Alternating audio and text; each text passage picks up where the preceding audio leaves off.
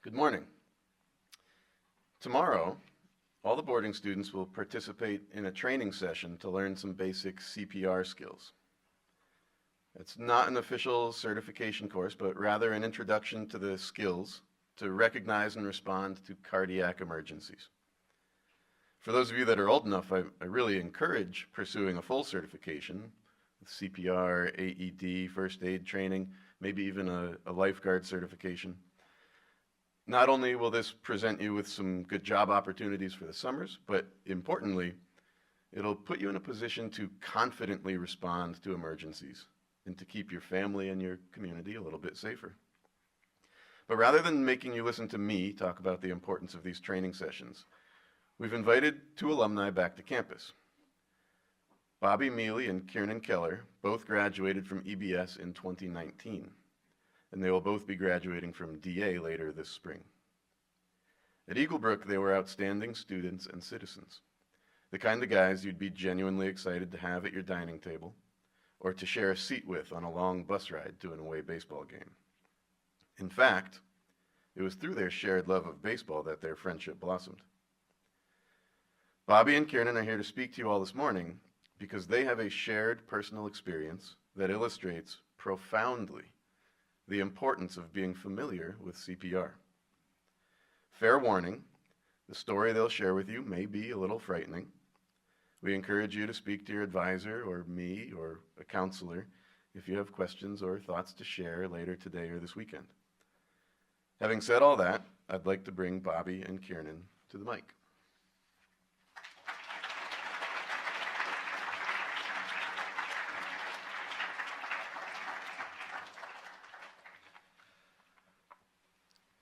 Just as a preface, none of this do I remember.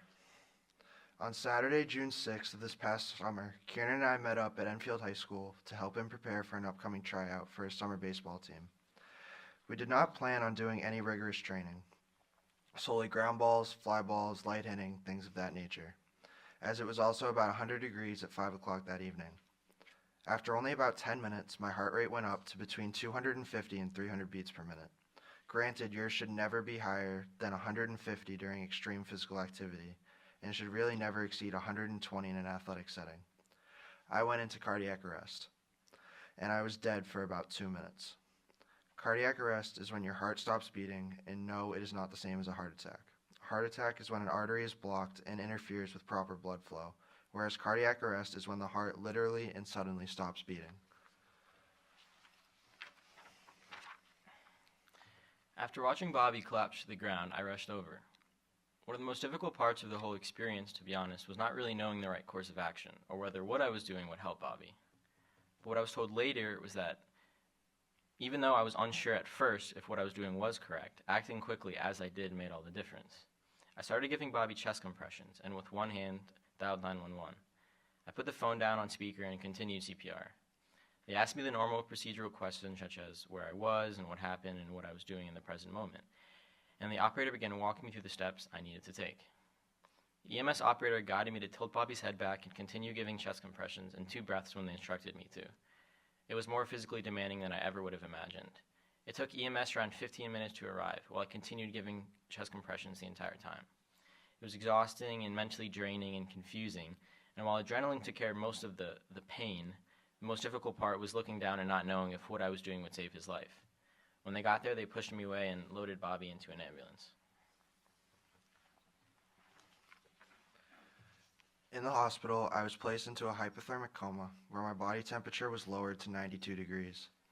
I remained in this state for 72 hours while I could be evaluated as well as preserve my internal organs. However, there were no guarantees that I would wake up.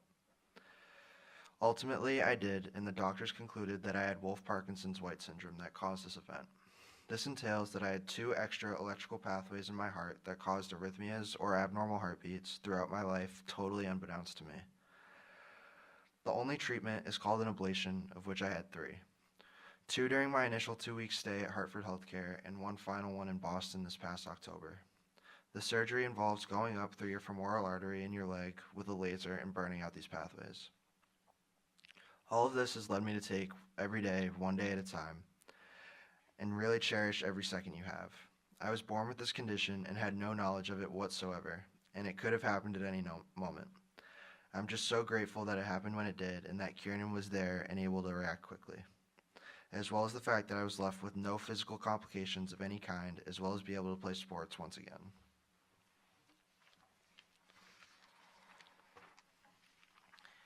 I took CPR training just as you all would do my 8th grade year at Eaglebrook. A lot of kids didn't take it seriously. It was a Saturday morning, games were later on, and everyone was antsy about having to sit through another required activity. I would also be lying if I told you that I was 100% involved in paying attention. In the moment when I needed to use it, I remembered bits and pieces of what I needed to get me started, but all I could think about was this uncertainty of what I needed to do next. I regretted not paying closer attention because, honestly, there's not a worse feeling than being unsure if what you're doing is actually working towards saving someone's life. What was comforting was having the familiarity with CPR from having gone through training here at Eaglebrook. I know it seems like just another activity to prepare for or what if, but my message to you, just to be involved and present in your training. Because if there comes a moment when you actually need that training, I don't want any of you to feel like you were helpless. Instead, we want you to feel prepared and at least familiar with an action you might need to take that would work towards saving someone's life.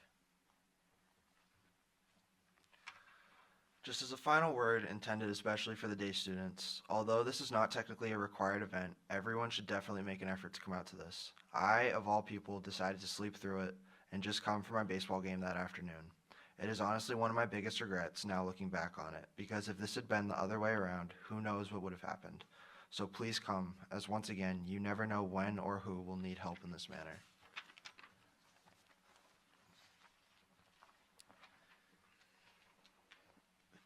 Thanks for sharing your story with us, Bobby and Kiernan.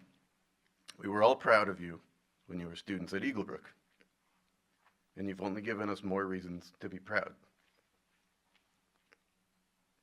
Your courage and humility provide an example for all of us to follow.